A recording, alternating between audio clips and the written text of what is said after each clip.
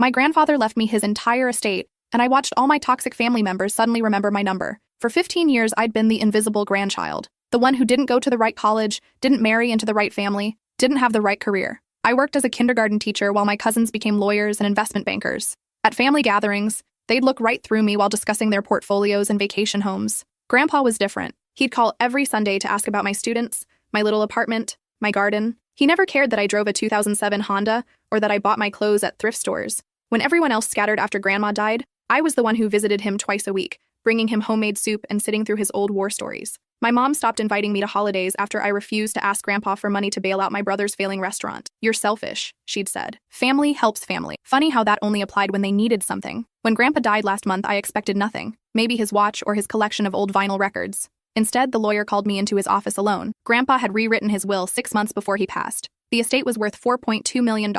The house, the investments, the beach property he'd inherited from his parents. All of it came to me. My phone started ringing within hours of the reading. My mom called first, crying about how much she missed me, how she'd been so wrong to push me away. Dad texted suggesting we have dinner to catch up, something we hadn't done since 2019. My brother, who'd blocked my number after I wouldn't ask Grandpa for that loan, suddenly had photos of us as kids he wanted to share. Remember how close we used to be? My cousin Whitney, who once told me at Thanksgiving that I was wasting my education, invited me to her daughter's birthday party. My aunt started commenting on every social media post I'd made in the past 3 years, even the ones about my cat. They were so transparent it was almost funny. Almost. What wasn't funny was finding out my uncle had already contacted 3 different lawyers trying to contest the will, or that my mom had been telling everyone Grandpa wasn't in his right mind when he made those changes. She'd even dug up medical records trying to prove dementia. The estate lawyer called yesterday with news. My family had banded together, pooling resources for a legal challenge. They'd found some distant cousin, a geriatric psychiatrist, willing to provide an expert opinion that Grandpa had been unduly influenced by me. They were claiming I'd manipulated a dying man, isolated him from his real family, and coerced him into changing his will. They had signed statements from family members I hadn't seen in years, all swearing they'd witnessed my controlling behavior. I sat in my classroom after school, looking at the lawyer's email, and realized something. The inheritance didn't just give me money, it gave me evidence. 15 years of ignored calls, declined invitations, and documented dismissals. Every email I'd sent trying to coordinate family visits for Grandpa that went unanswered. Every birthday card I'd mailed him that he'd saved with little notes about how no one else remembered. Grandpa had kept everything, including a video he'd recorded 3 weeks before he died, explaining exactly why he'd made his choice. I couldn't fit what happens next in this short video. Watch the rest down below. The video was 47 minutes long. Grandpa had recorded it on his iPad, sitting in his favorite leather chair with the afternoon light streaming through the window behind him. His voice was clear and strong, nothing like the frail testimony my family was trying to paint. The estate lawyer, Theodore Brennan, had scheduled an emergency viewing for the following Monday. Just me, him, and the stenographer who'd transcribe every word for the court record. I called in sick to work. It wasn't a lie. My stomach had been in knots since the legal papers arrived. 23 family members had signed onto the lawsuit, people I hadn't seen since childhood. Second cousins I couldn't pick out of a lineup, all of them suddenly very concerned about Grandpa's mental state in his final months. Theodore's office was downtown in one of those old buildings with marble floors and wood paneling that screamed expensive. He was maybe 60, gray at the temples, with kind eyes that had probably seen every family drama imaginable. "Before we start," he said, gesturing to the leather chairs across from his desk, "I want you to understand what we're dealing with. Your family has filed a formal petition to invalidate the will, based on undue influence and lack of testamentary capacity. They've submitted 17 affidavits, and hired Dr. Vernon Castellano to provide expert testimony, the distant cousin who's a psychiatrist. He's more than distant. He's your mother's second cousin, twice removed. They met exactly once, at a funeral in 1987. Theodore opened a folder. Dr. Castellano has provided a sworn statement claiming that based on medical records and family testimony, your grandfather showed signs of cognitive decline consistent with early-stage dementia. My hands clenched. Grandpa was sharp as a tack. He did the crossword every morning. He managed his own investments. He could quote entire poems from memory. I believe you. The video will help prove that. Theodore pulled out his laptop. But I need to warn you, this is going to be difficult to watch. Your grandfather was very explicit about his reasons. He names names. He gives specific examples. It's not going to be comfortable. I straightened my shoulders. I can handle it. Theodore pressed play. Grandpa's face filled the screen. He looked tired, but determined. Behind him, I could see the bookshelf with all his war memorabilia and the framed photo of Grandma from their wedding day. My name is Robert Henry Whitmore, Grandpa began. I am 79 years old. Today is March 14th, 2024. I am of sound mind and body, and I'm recording this video to explain my final wishes regarding my estate, because I know damn well what's going to happen when I'm gone. Even on the recording, his voice carried that authority he'd had when he was still a colonel, the kind of voice that made you sit up straight. I'm leaving everything to my granddaughter. Everything. And I want to explain exactly why, so there's no confusion, no misunderstanding, and no room for my family to twist the truth after I'm dead. Grandpa adjusted his glasses. Let me start with my daughter, my only child. I raised her alone after my wife died, worked 2 jobs to send her to college, paid for her wedding, helped with the down payment on her first house. And for the past 15 years, she's called me maybe twice a year, Christmas and my birthday, if I was lucky. When her son needed money for his failing restaurant, she sent my granddaughter to manipulate me into writing a check. When I said no, she stopped calling altogether for 8 months. My throat tightened. I remembered that fight, the screaming match at Thanksgiving when Mom had accused me of turning Grandpa against the family. Then there's my son-in-law, Grandpa continued. Nice enough fellow when he wants something. He borrowed $40,000 from me in 2015 to invest in some cryptocurrency scheme, never paid back a cent. When I asked about it last Christmas, he told me to stop living in the past. That was the last time I saw him. The video went on. Grandpa detailed every slight, every missed visit, every broken promise. He talked about my brother who'd only shown up when he needed money, about my uncle who'd tried to convince him to sell the beach house and split the proceeds, about Whitney who'd told him at Grandpa's 75th birthday party that she was too busy to visit, but had time to go to Aruba 3 times that year. And then there's my granddaughter, Grandpa said, and his entire face softened. She came every Tuesday and Friday like clockwork. She brought me soup when I had the flu. She sat with me at the oncologist when I had that cancer scare, took notes, asked questions the doctors needed to hear. She never asked for money, never even hinted at the inheritance. She just showed up. On the screen, Grandpa pulled out a stack of papers. These are birthday cards, 15 years worth, 1 every year. She never forgot, not once. And look at what she writes. He opened one, squinting at my handwriting. This one's from 2019. Dear Grandpa, I hope this year brings you joy and good health. Thank you for teaching me that success isn't about money. It's about showing up for the people you love. You've always shown up for me. She was making $34,000 a year teaching kindergarten, and she was thanking me. I had to look away from the screen. Theodore quietly pushed a box of tissues across the desk. My family will say I was manipulated, Grandpa continued. They'll say she isolated me from them, but the truth is, they isolated themselves. They chose their vacations and their careers and their social calendars over spending time with an old man. She chose differently. She chose to show up. And that's why she gets everything. Grandpa leaned forward, staring directly into the camera. If anyone contests this will, know this. I kept records. Every unanswered phone call, every canceled visit, every time someone asked for money but couldn't be bothered to ask how I was doing. My granddaughter has access to all of it. And if you try to take what I've given her, she has my permission to burn your reputations to the ground. The video ended. The office was silent except for the quiet hum of the air conditioning. That's powerful testimony, Theodore finally said. Your grandfather clearly had capacity. He's articulate, specific, and his reasoning is sound. This will be very difficult for your family to overcome. What happens now? We file this with the court as evidence. We also submit all the documentation your grandfather kept. Phone records, emails, the birthday cards, everything that corroborates his version of events. Theodore closed his laptop. I'll be honest with you. Cases like this usually settle out of court. Once your family sees what we have, they'll likely withdraw their petition. And if they don't, then we go to trial. We put your grandfather's video in front of a judge. We call witnesses. We document every instance of neglect and opportunism. Theodore's expression was grim. It won't be pretty. These things never are. But based on what I've seen, you'll win. I left Theodore's office with a USB drive containing the video and a thick folder of documentation. The afternoon sun was too bright. Everything felt surreal. I sat in my car for 20 minutes just breathing before I could drive home. My phone rang as I pulled into my apartment complex. Mom. I let it go to voicemail. She called back immediately. And again. And again. On the 5th call, I answered. We need to talk, she said. No hello. No pretense of warmth, just straight to business now that the mask had dropped. I'm listening. This legal challenge isn't personal. We just want what's fair. Dad wasn't himself at the end, you know that. The medication affected his judgment. He wasn't on any medication that affects cognition. I have his complete medical file. Silence. Then, you've always been difficult. Ever since you were little. Dad spoiled you, made you think you were special, but you're not. You're a kindergarten teacher living in a 1-bedroom apartment. You have no idea how to manage an estate this size. Let us help you. We'll split everything fairly, and everyone can move on. Fairly? You mean I give you millions of dollars and we all pretend the last 15 years didn't happen? Don't be dramatic. We're family. You blocked my number, Mom. For 2 years. I found out Dad had his gallbladder out from a Facebook post. That's not family. I was hurt. You refused to help your brother when he needed you. When we needed you. Grandpa said no.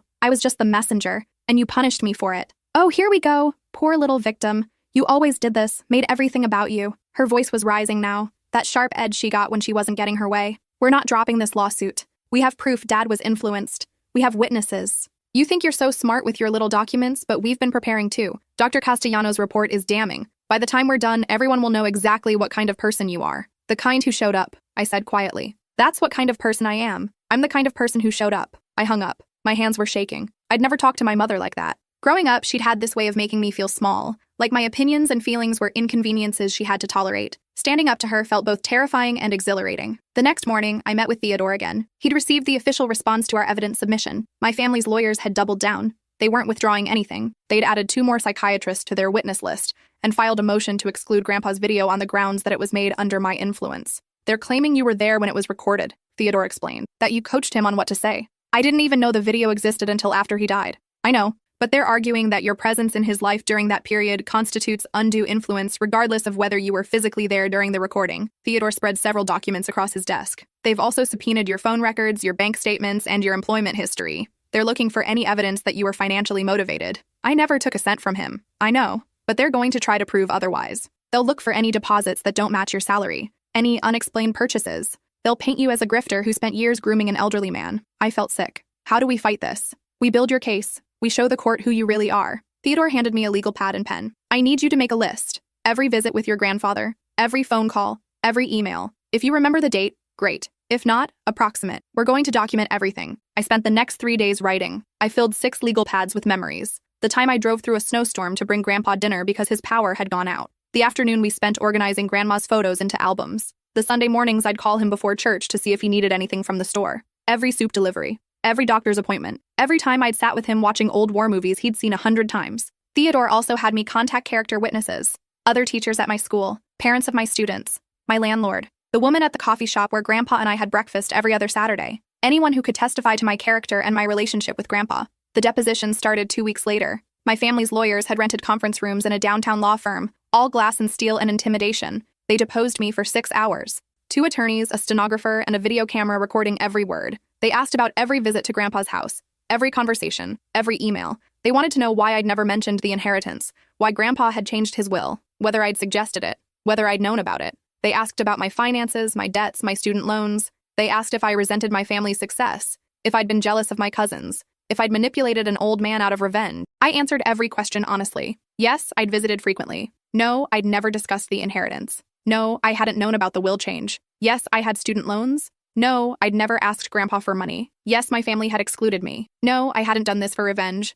I'd done it because I loved him. By hour 5, I was exhausted. The lawyers were asking the same questions in different ways, trying to trip me up, trying to find inconsistencies. But there weren't any. The truth was simple. I'd shown up. They hadn't. Theodore called that night. You did great. You were consistent, believable, and you didn't let them rattle you. But I need to warn you about tomorrow. They're deposing your mother. What does that mean for us? It means she's going to testify about why she believes your grandfather lacked capacity. She's going to talk about signs of dementia she allegedly witnessed. She's going to paint herself as a concerned daughter who was kept away from her father by a manipulative grandchild. Theodore paused. It's going to be ugly. Are you sure you want to be there? You have the right to attend, but you don't have to. I'm going to be there. Mom's deposition was in the same conference room. She arrived in designer clothes, her hair freshly done, looking every inch the grieving daughter. She even had a tissue ready, though I never saw her use it. My brother and uncle sat in chairs along the wall. Moral support, I supposed. They glared at me when I walked in. Theodore started with basic questions. Mom's relationship with Grandpa, how often she visited, when she last saw him. Her answers were careful, measured. She'd visited regularly, she claimed, every few weeks. She'd noticed changes in his behavior, confusion, memory lapses, mood swings. She'd been concerned, but Grandpa had refused to see a doctor. I'd been defensive when she'd tried to discuss it, she said. Accused her of looking for problems. It was masterful fiction. Theodore let her talk, taking notes, his expression neutral. Then he opened his folder. Mrs. Richardson, you stated you visited your father every few weeks. Is that correct? Yes. And when was the last time you visited him before he died? I believe it was mid-February. February of this year? Yes. Your father died on March 28th. So you saw him approximately 6 weeks before his death? Yes, roughly. Theodore pulled out a document. This is the visitor log from your father's assisted living facility. Are you aware that all guests were required to sign in? Mom's face paled slightly.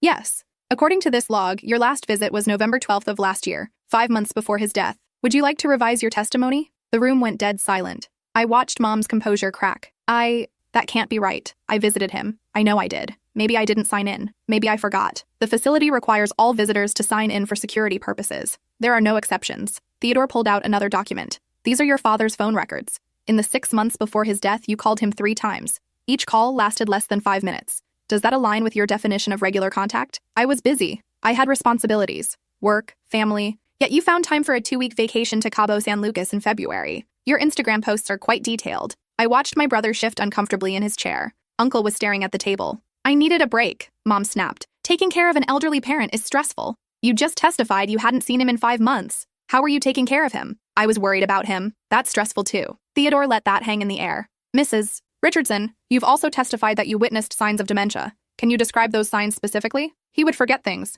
repeat himself, get confused about dates. When did you witness this? During my visits. Your last visit was November 12th, over 4 months before he changed his will. Are you testifying that he showed signs of dementia that early?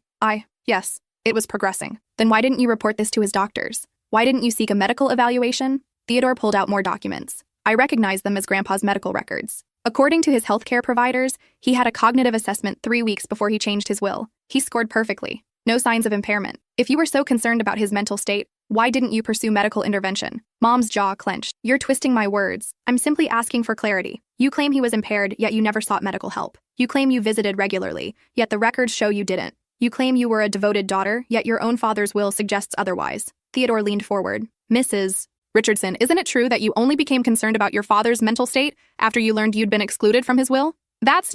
Isn't it true that you hadn't seen your father in 5 months when he died? That you missed his birthday, skipped Christmas, and didn't even call him on Father's Day? I loved my father. Then why didn't you show up? The question echoed in the silent room. Mom opened her mouth, closed it, then opened it again. This is harassment. I don't have to sit here and be attacked. You filed a lawsuit claiming your father lacked capacity to make decisions about his own estate. These questions are relevant. Theodore's voice was calm, almost gentle. Let me ask you something else. When did you learn your father had changed his will? The day of the reading. And how soon after that did you contact an attorney? A few days. Theodore slid another document across the table. This is a retainer agreement with Blackstone and Associates dated the same day as the will reading. You signed it 6 hours after leaving the lawyer's office. You also texted your brother that same afternoon. Would you like me to read the text? Mom's eyes flashed with anger, but she said nothing. Theodore read from his phone. Quote, that little bitch got everything. We need to fight this. Get everyone on board. I have a lawyer. Does that sound like a grieving daughter concerned about her father's mental state? Or does it sound like someone angry about money? You have no right.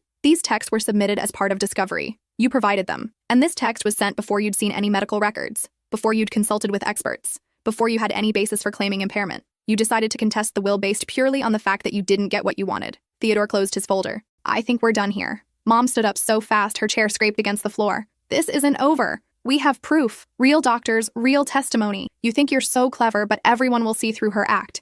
Everyone will know what she is. She stormed out. My brother and uncle followed without looking at me. Theodore waited until the door closed. That went better than expected. Better? She looked ready to murder someone. Exactly. She lost control. She showed her true motivation. The transcript of this deposition will be very helpful in court. Theodore gathered his documents. Your family's case is falling apart. Their timeline doesn't match the records. Their witnesses aren't credible. And your mother just admitted she hired a lawyer before she had any medical evidence. So what happens now? Now we depose your brother, your uncle, and your cousins. We document every inconsistency, and we wait for them to realize they can't win. The next 3 weeks were brutal. I went back to work, trying to maintain some normalcy, but everything felt off. Parents of my students would ask how I was doing with that sympathetic head tilt people use when they know something's wrong but don't want to pry. I'd smile and say I was fine. In reality, I wasn't sleeping. I'd wake up at 3 a.m. with my mind racing through worst-case scenarios. What if the judge didn't believe me? What if Mom's psychiatrist was convincing? What if they proved I'd somehow influenced Grandpa without even knowing it? Theodore kept me updated after each deposition. My brother admitted he'd only visited Grandpa twice in the last year. Whitney acknowledged she'd invited Grandpa to her daughter's birthday party, but had been relieved when he couldn't come. My uncle confessed he'd suggested selling the beach house multiple times, always with the angle that the money could be better invested. None of them could provide specific examples of Grandpa's supposed cognitive decline. Their testimony was vague, based on feeling rather than fact. He seemed confused. He wasn't himself. Something was off. Nothing concrete. Nothing medical. Nothing that could stand up against the actual evidence. Then came the expert witnesses. Dr. Castellano went first. He'd reviewed Grandpa's medical records and conducted interviews with family members. Based on this secondhand information, he'd concluded that Grandpa showed signs of mild cognitive impairment, consistent with early-stage dementia. Theodore's cross-examination was surgical. Dr. Castellano, did you ever personally examine Robert Whitmore? No, but did you ever speak with him? No, I'm basing my opinion on medical records and family interviews. How many family members did you interview? 7. And how many of those family members are plaintiffs in this lawsuit? All of them. So your expert opinion is based entirely on information provided by people who have a financial interest in proving your conclusion. Is that correct? Castellano shifted in his seat. I'm a professional. I don't let bias influence my medical opinions. But you've never examined the patient. You've never observed his behavior firsthand. You're making a diagnosis of dementia based solely on testimony from people who admitted during their own depositions that they rarely saw him. Theodore pulled out documents. Mr. Whitmore's actual treating physicians diagnosed no cognitive impairment. He passed a cognitive assessment 3 weeks before changing his will. How do you explain that? Those tests aren't always conclusive. Early-stage dementia can be inconsistent. Conveniently inconsistent enough that it only appeared when he decided to exclude certain family members from his will? The deposition went downhill from there. By the end, Castellano's testimony was so riddled with qualifiers and admissions of uncertainty that it was basically useless. Theodore told me later that expert witnesses lose credibility fast when they can't cite first-hand observations. Our expert was Dr. Patricia Montoya, a geriatric psychiatrist with 30 years of experience. She'd reviewed all of Grandpa's medical records, his cognitive assessments, and the video testimony. Her conclusion was unequivocal. Robert Whitmore had possessed full testamentary capacity when he'd changed his will. He'd understood the nature of his assets, the natural objects of his bounty,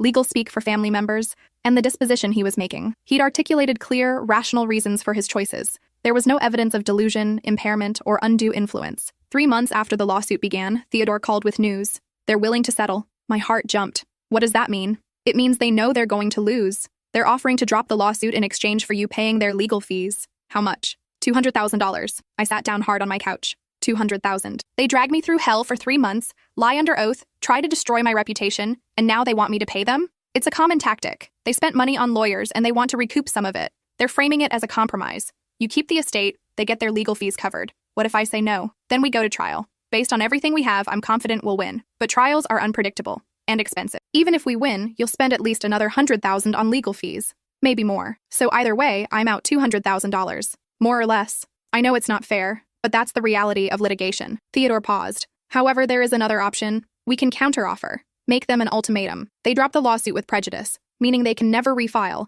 and you won't pursue sanctions or sue them for malicious prosecution. They get nothing, but they don't risk losing in court and having their reputations destroyed. Would they go for that? I think they might. Your mother's deposition was a disaster. Dr. Castellano's testimony was worthless. They don't have a case and they know it. The question is whether their egos will let them walk away with nothing. I thought about it for a long time. $200,000 was a lot of money, but it was also the principle. They'd spent years ignoring Grandpa. They'd weaponized the legal system to punish me for having a relationship they couldn't be bothered to maintain. And now they wanted me to reward that behavior with money. Counter with nothing, I said. Tell them to drop everything or we go to trial and I'll make sure every detail of their neglect becomes public record. You're sure? I'm sure. Grandpa said I had his permission to burn their reputations to the ground. I'm not giving them a cent. Theodore delivered the counteroffer that afternoon. 2 days later, I got the response. The plaintiffs were rejecting the counter and would see me in court. They're bluffing, Theodore assured me. This is posturing. They're hoping you'll crack and offer them something. Don't. He was right. A week before the trial date, I received a frantic call from Whitney, not through lawyers, just her personal cell phone at 11 p.m. on a Thursday. We need to talk, she said without preamble. I don't think that's appropriate. All communication should go through Theodore. Please, just hear me out. Your mom is losing it. She's convinced she can win, but the rest of us aren't so sure. We just want this to be over. Then drop the lawsuit. We can't. Not without getting something. We've spent too much money. If we walk away with nothing, we look like idiots. You are idiots. You're suing me because Grandpa loved me more than he loved you, because I showed up and you didn't. You want me to pay you for that? It's not about that. It's about fairness. $4 million is too much for one person. Dad would have wanted his estate divided. Grandpa wanted exactly what he said in his will. He made a video explaining his choices. He kept records of every time you ignored him. You don't have a leg to stand on. I took a breath. Here's what's going to happen. You're going to drop the lawsuit. You're going to do it publicly, with a statement acknowledging that Grandpa had capacity and made his choice freely, and then you're never going to contact me again. That's insane. Your mom will never agree to that. Then we'll see her in court. I'll put Grandpa's video in front of a judge. I'll show everyone the visitor logs, the phone records, the birthday cards. Everyone will know exactly who you all are.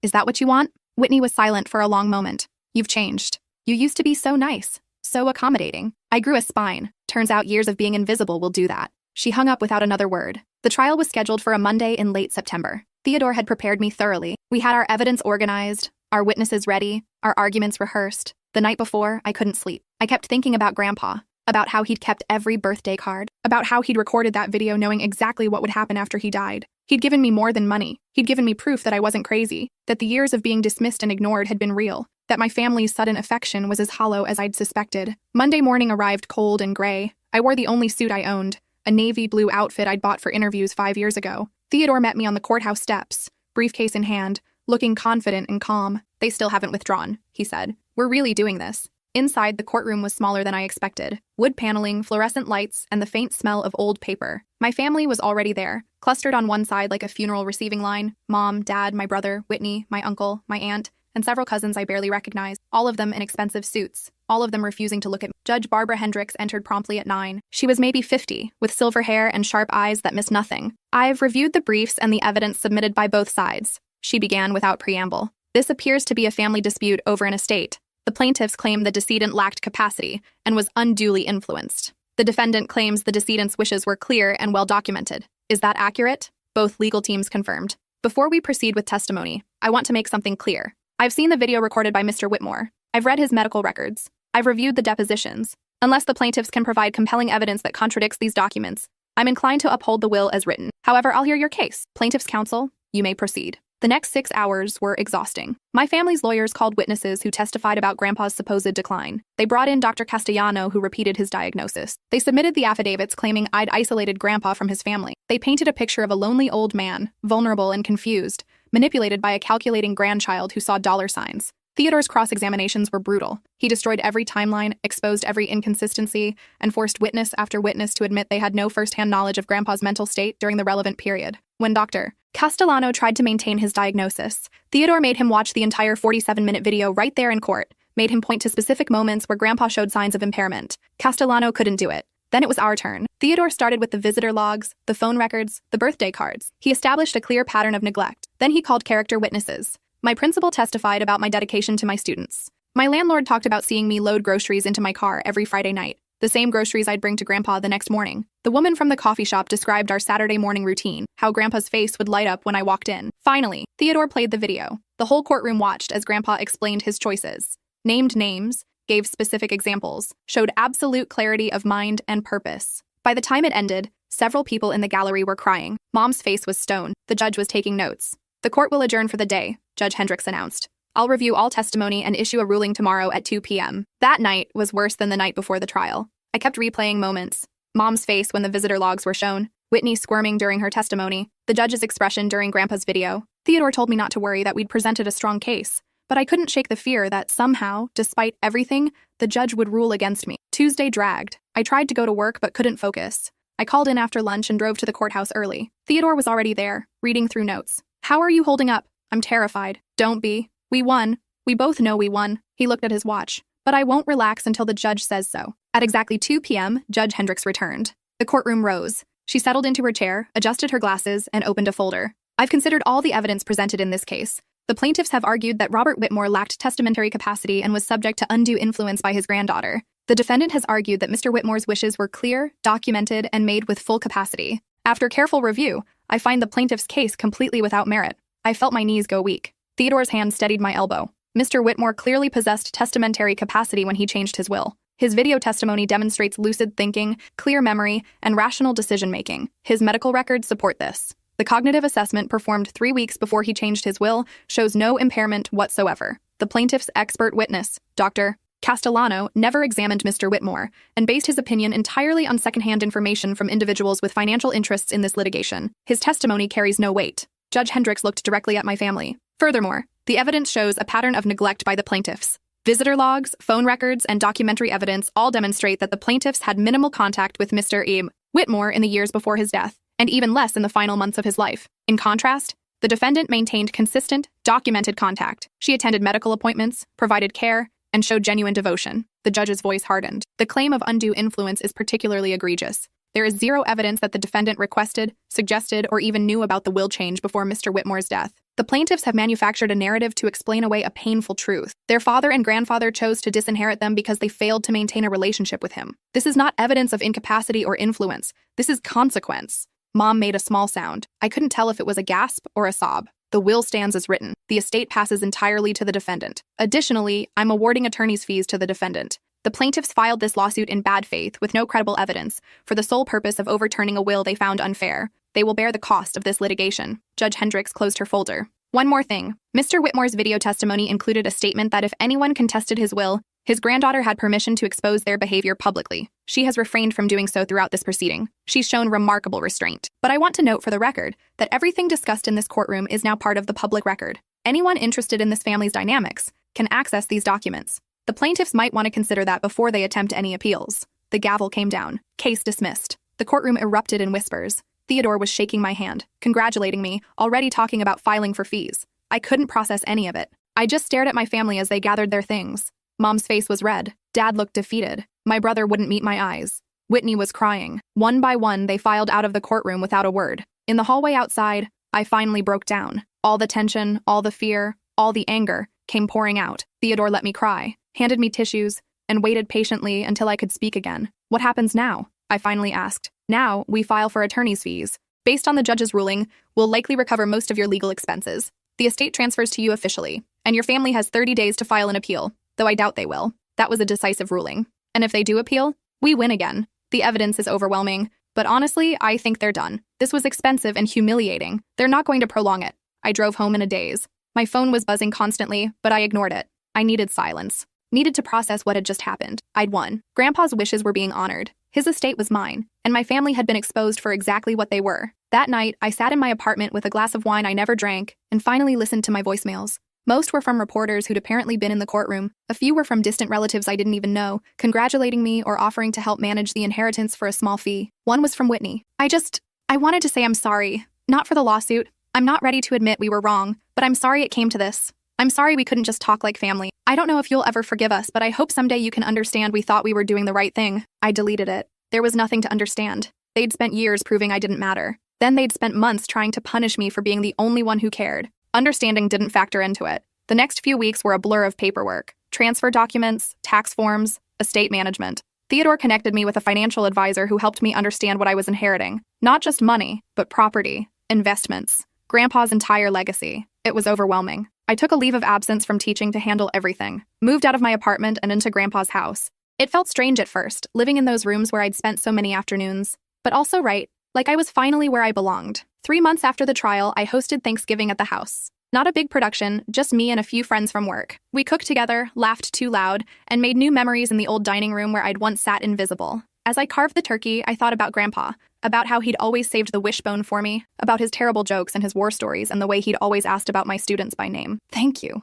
I whispered to the empty air, for seeing me. The doorbell rang during dessert. I wasn't expecting anyone, but when I opened the door, my heart stopped. Mom stood on the porch, looking small and tired and older than I remembered. "I know I'm not welcome," she said before I could speak. "I know you have every right to slam this door in my face, but I needed to say something and I didn't trust myself to do it over the phone. I'm listening. I was wrong. About everything. About you, about Dad, about what mattered. I spent your whole life making you feel like you weren't enough, like you needed to be more successful, more impressive, more like your cousins. And then when Dad chose you, I couldn't handle it. I couldn't accept that the daughter I'd dismissed had been right all along." Tears streamed down her face. I watched that video in court, and I heard Dad say things I'd never heard him say. How proud he was of you, how much he looked forward to your visits, how you'd taken notes at his doctor appointments because you cared about every detail of his life. And I realized I didn't know any of that. I didn't know him, not really, not the way you did. "You could have," I said quietly. "He would have welcomed you. Right up until the end, he would have welcomed you. I know that now, and I have to live with that. But what I can't live with is you thinking I never loved you. I did.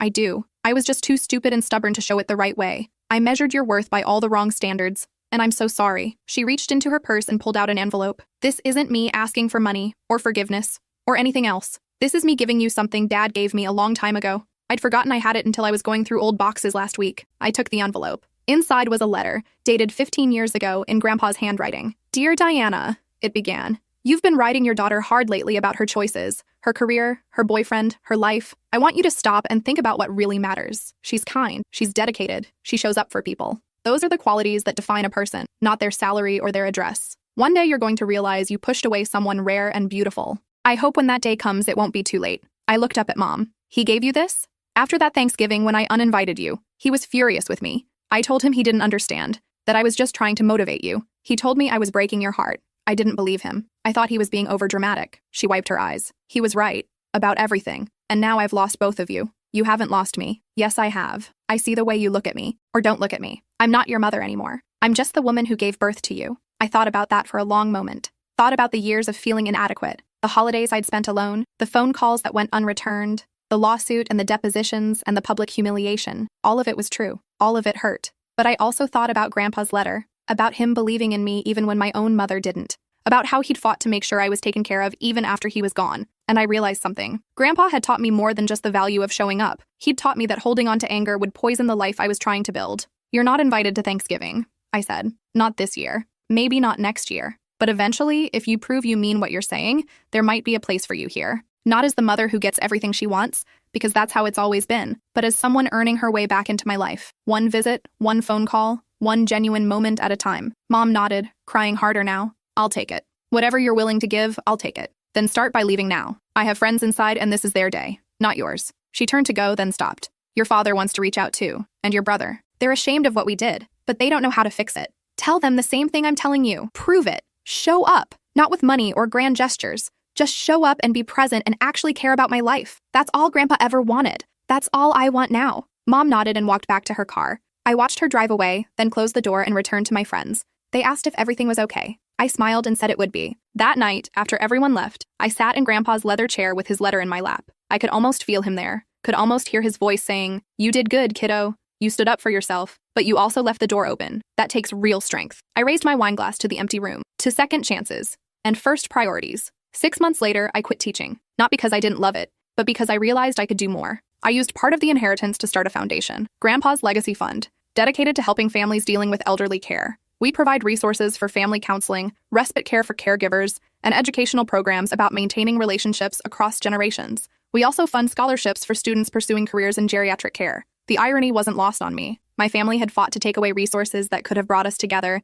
and I was using those same resources to help other families avoid our mistakes. Mom has visited twice since Thanksgiving. Both times, she called first, asked if it was convenient, and stayed less than an hour. She asks about the foundation, about my life, about things that matter to me. She doesn't talk about the lawsuit or the inheritance or her own problems. She's learning, slowly. Whether it'll be enough, I don't know yet. Dad sent a letter apologizing for his silence over the years. My brother called on my birthday for the first time in 5 years. Whitney sends occasional texts, usually just checking in, never asking for anything. They're all trying in their own ways. Some days I want to forgive them. Some days I remember the visitor logs and the phone records, and the fact that they only cared when money was involved. Grandpa's beach house became my favorite place. I spend weekends there, walking the same shores he walked, watching sunsets from the same porch. I've invited a few colleagues from the foundation, some of my old students' families, people who showed up when it mattered. I'm building a new family out of the ashes of the old one, a family based on presence, not blood. Last week, I found a box in Grandpa's attic. More letters, more photos, more evidence of his quiet life. But one thing stood out. A journal entry from 3 years ago.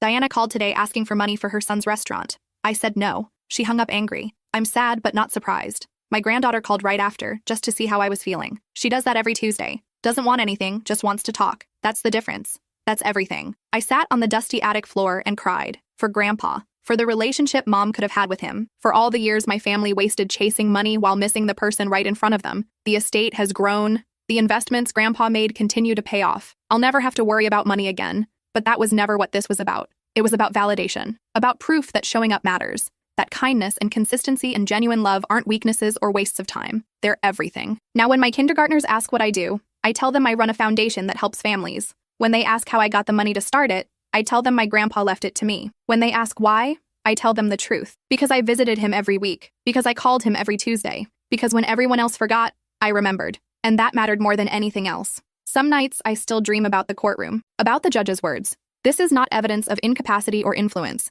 This is consequence. I wake up feeling vindicated and sad in equal measure. Vindicated because I was right. Sad because it shouldn't have come to this. My family shouldn't have needed a lawsuit to realize what they'd lost. But that's on them, not me. I'm building something new now. Something that honors Grandpa's memory without being defined by his absence. The foundation helps hundreds of families every year. We've expanded to 3 states. We're making a difference. And every Sunday morning, I still make soup. Different recipes, different ingredients, but the same ritual. I freeze portions and donate them to elderly care facilities. It's my way of carrying on what Grandpa and I started. He showed up for me. I showed up for him. Now I'm showing up for people who need someone to remember they matter. Last week, a woman called the foundation crying. Her father had dementia, and her siblings wanted to put him in the cheapest facility they could find. She was fighting them alone, trying to maintain his quality of life while everyone else just wanted convenience. I met with her personally, shared my story, connected her with resources, helped her understand she wasn't crazy for caring. "Thank you," she said at the end. I thought I was being overdramatic. My family keeps saying I'm too emotional, too involved. You're not, I told her. You're showing up. Don't let anyone make you feel wrong for that. She left with tears in her eyes but a straighter spine. I understood that feeling. The moment you realize you're not alone, that someone else sees your value even when your own family is blind to it. That's what Grandpa gave me. Not just money, but proof that I was seen, that my presence mattered, that showing up was enough. And now I'm passing that gift forward, one family at a time, making sure no one else has to fight alone to prove that love and consistency should be rewarded, instead of punished. The inheritance changed my life, but not in the way my family thought it would. It didn't make me rich, though I am. It didn't make me powerful, though I have influence now. It made me certain that I'd made the right choices all along, certain that the years of feeling invisible had been real, not imagined, certain that when given the choice between money and showing up, Grandpa had valued the showing up, and that was the only inheritance that really mattered. Sometimes I drive past Mom's house. I don't stop, just slow down enough to see the lights on inside. I wonder if she thinks about me, if she regrets the lost years, if she's truly changed or just playing a long game. Time will tell. I'm not in a hurry. I've spent enough years waiting for my family to notice me. Now they can spend some time proving they're worth letting in. In Grandpa's study, I've kept everything exactly as he left it. His desk, his books, his photos. the leather chair where he recorded that video. Sometimes I sit there and imagine what he'd say about how things turned out. I think he'd be proud. Not because I won the lawsuit or kept the money, but because I stood up for myself, because I built something meaningful, because I didn't let my family's rejection define me. The last entry in his journal was dated 2 days before he died. Made my final visit to the lawyer today. Changed the will one last time, made sure everything was clear. Diana won't understand. She'll be angry. But my granddaughter will understand. She's always understood. She's the only one who saw me as a person instead of a bank account. That's worth more than they'll ever know. I traced the words with my finger, feeling the indent of his pen on the paper. He'd known exactly what would happen. He'd prepared for it, protected me from it, given me every tool I'd need to survive it. Not just money, but documentation, video testimony, a clear paper trail. He'd fought for me even after he was gone. That's what love looks like. Not grand gestures or hollow promises, but consistent, documented, undeniable presence. Showing up even when it's inconvenient. Remembering even when it's easier to forget. Caring even when there's nothing to gain. Grandpa taught me that. And now, through the foundation, through the choices I make every day, I'm teaching it to others. My family wanted the inheritance. They got a lesson instead. A very expensive, very public lesson in consequences. I hope they learned it. I hope they're better people now. But either way, I'm done waiting for them to catch up. I'm moving forward, building a life that honors the man who saw my worth when no one else did. And every Sunday, I still make soup.